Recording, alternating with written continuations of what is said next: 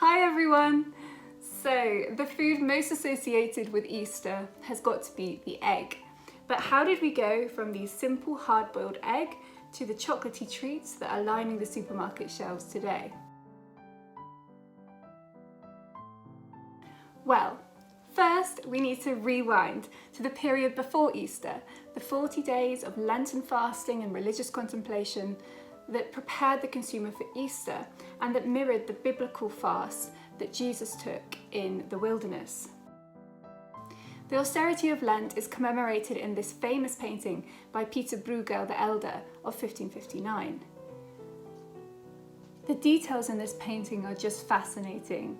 Carnival is at the front of the action here, depicted as a kind of overweight butcher with a pouch of knives. There's a pork chop attached to the front of his barrel, and he's using these cooking pots as stirrups. And holding his weapon of choice, which is a spit with a roast pig, and that is going towards the image of Lent, who is this old, sad and thin woman who, instead of the suckling pig, has got this peel of herrings. She's also surrounded by things like pretzels, fasting breads, onions and so on, foods that were typically consumed during Lent. So during Lent, all meat, apart from fish, was banned. Though it varied over time and country, eggs, butter and milk were also banned as an extension of this rule. And in fact, eggs and milk were understood, according to the Elizabethan Protestant Thomas Twine, as liquid flesh and white blood, respectively. In the Middle Ages and early modern period, this meant a Lenten diet of lots of vegetables and, for many, a reliance on dried salted fish. Now, this was a monotonous and trying diet for many, like one 15th century schoolboy who wrote in his private notebook, "Thou wilt not believe how weary I am of fish, and how much I despair that flesh will come in again, for I have eaten none other but saltfish this Lent." It makes sense then that Easter would be associated with eggs, which could be consumed once again. Easter eggs were also taken into the church in hard-boiled form so that they could be blessed.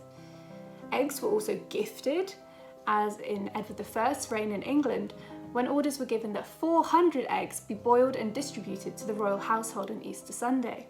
Moreover, since tithes were often paid in food, eggs were given to the church on Easter Sunday, as in Wickham in 1221, for example, when the vicar received the right to a tenth of the eggs and cheese presented at Easter. Eggs also featured, then as now, in a variety of seasonal games. This wonderful painting by the Dutch artist Pieter Aertsen depicts the so-called egg dance. The aim of the game was to flip the bowl on the floor to cover the egg using your feet alone, and sometimes, as it seems in this painting, whilst hopping on one leg. Henry VIII relaxed rules on Lenten fasting, and during the Reformation period, when England became a Protestant rather than a Catholic country, Easter eggs were a point of contention, as were other traditional Easter foods, like lamb or hot crust buns, which are over here behind me. But the practice of eating eggs at Easter was certainly not entirely quashed. So how then did we get to chocolate eggs? Chocolate, of course, was unknown to all Christian Europeans until the early 16th century, when Europeans first travelled to the Americas. There, chocolate was consumed by the Mayans and the Aztecs, who made roasted cocoa beans into a frothy, bitter drink by adding water, chili pepper, cornmeal, and other spices, vanilla, for example. Bernal Diaz, who accompanied Hernan Cortes in the Spanish conquest of Mexico, witnessed chocolate consumption in Montezuma's court in 1519. He said, "From time to time they served him, i.e. Montezuma, in cups of pure gold a certain drink made from cacao. It was said that it gave one power over women, but this I never saw. I did see them bring in more than 50 large pitchers of cacao with froth in it, and he drank some of it, the women serving with great reverence." Other early European consumers were not so impressed with chocolate. Girolamo Benzoni, in his 1575 History of the New World, wrote that chocolate seemed more a drink for pigs than a drink for humanity. The first official shipment of chocolate into Seville from Mexico arrived in 1585, and from then, via Spain, chocolate drinking spread as a habit across Europe in the 17th and 18th centuries, becoming very popular, especially amongst the elite. But it wasn't until the 19th century, a period of industrialization and great innovation, that the chocolate Easter egg was invented. First, chocolate needed to change from a drink into a solid, and that was first produced on a mass scale in 1847 by the British chocolate company J.S. Fry & Sons, who mixed cacao butter, cocoa powder and sugar together. Then it was moulded, which is also a very important step in how you get the chocolate Easter egg today.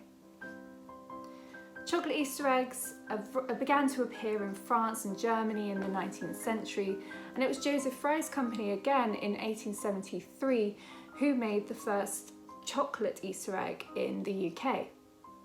First, they would seem bitter and grainy and were made of dark chocolate. It was only in 1875 that milk chocolate was invented by Daniel Peter using powdered milk developed by Henry Nestle, and together they would start the Nestle company. Early in the 20th century, milk chocolate Easter eggs were made for the first time, and by the 1950s they were cheaper and more accessible to the masses. So thanks so much for watching. Do make sure you're following me at History Eats on Instagram, where I share lots of food history content. This week I'll be sharing lots of information about food for Easter across different traditions and different countries, and I'd love to know what you're doing, what you're eating for Easter this year. Let me know in the comments below.